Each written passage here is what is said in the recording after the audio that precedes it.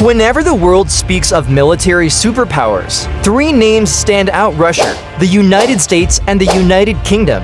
These nations are not only at the forefront of military strength but also dominate the global economy and technological advancement. Yet, despite their immense power, all three have faced repeated defeat at the hands of a nation considered small and underdeveloped: Afghanistan. What is it about Afghanistan that even the world's strongest empires have been forced to retreat? What secrets lie buried in its rugged terrain that make it a nightmare for global powers? And above all, why have Russia, the US, and Britain been so deeply interested in this seemingly barren land? Afghanistan's history is one of resistance and resilience. For over 2,500 years, foreign powers have tried and failed to control it. In 522 BC, the Persian Empire launched an invasion, only to be pushed out within 2 years. In 330 BC, Alexander the Great, who had conquered half the known world, tried his luck here too. Even he couldn't hold Afghanistan for more than 7 years. The Mongol Empire, renowned for its brutality and power, managed only a short-lived occupation. Similarly, the Mughal and Sikh empires attempted invasions but retreated within a year. The British, at the height of their colonial dominance, ruled vast lands stretching from Myanmar to Pakistan. Yet, despite launching 3 separate campaigns, they failed to conquer Afghanistan.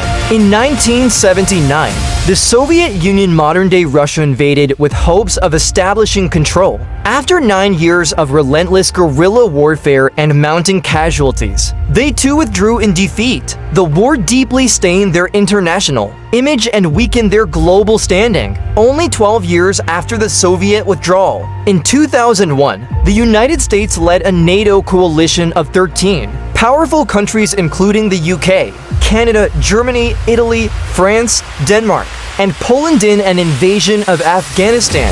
Following the 9/11 attacks, for 2 decades, this coalition battled the Afghan Taliban. Despite immense firepower, technology, and spending over $2.3 trillion, averaging $300 million per day, they could never fully control more than 15% of the country. By 2021, the US was forced to negotiate its exit, signing a peace deal with the very group it once aimed to destroy. How could a nation with a population smaller than California and a land area slightly larger than France defy such powerful forces for so long? The most important answer lies in its geography. Afghanistan is a land of tribes: Pashtuns, Tajiks, Hazars, and others spread across a harsh, mountainous terrain. Its borders were drawn not by its own people, but by colonial powers over a century ago. The Durand line, for instance, separates Afghanistan and Pakistan, yet it splits the Pashtun population in half. These tribes pay little heed to artificial boundaries. For them, the mountains and valleys are home,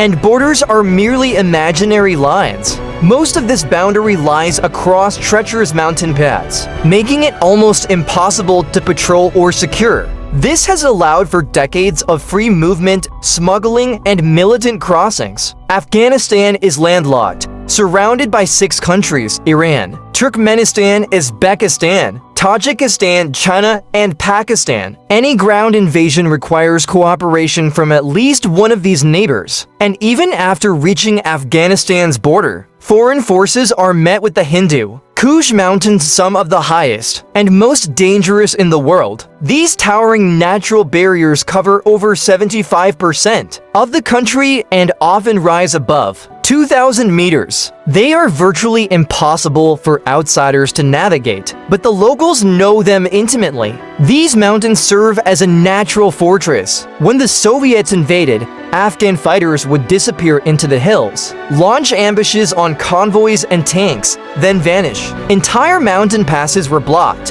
halting Russian advancement for months. Isolated Soviet bases had to rely on risky and unsustainable air supply routes because all land paths were under militant control. The US and NATO forces faced similar challenges. Though troops were airlifted into Afghanistan, supplies had to move through the Khyber Pass, narrow and strategic route from Pakistan. Taliban fighters would attack these supply convoys from the mountains. In 2009, A critical section of the pass was destroyed near Jamrud, and NATO trucks were torched before they could even enter Afghanistan. When pursued by coalition forces, militants would simply cross back into Pakistan, regroup, and return. The tribal nature of Afghan society only adds to the complexity. Dozens of tribal valleys are cut off from each other, separated by difficult terrain. Each valley has its own customs, leadership, and militias. The central government in Kabul often has little to no influence in these areas. If the local government itself cannot exercise control, how can foreign militaries hope to? During the Soviet occupation,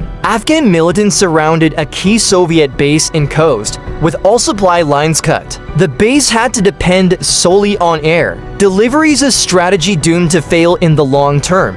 This same tactic was later used by the Taliban against NATO. Even though the US and its allies worked with the Afghan government and trained local forces, their reach remained minimal. In the end, despite the formation of a national army, a democratic government, and extensive foreign aid, 85% of the country remained outside their control. So what keeps drawing global powers to Afghanistan again and again?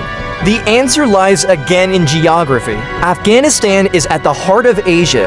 It is the connecting point between Central Asia, South Asia, and the Middle East. Whoever controls Afghanistan holds a strategic position over trade, pipelines, and political influence in the entire region. It is the heart of Asia, and everyone wants a hand on that pulse. However, every time one power tries to control Afghanistan, others counter it by supporting local resistance. The result? Decades of proxy wars, devastation, and foreign failures. In the end, the truth is clear. Afghanistan is not just a piece of land. It is a test of resilience, geography, and spirit. And so far, it remains unconquered.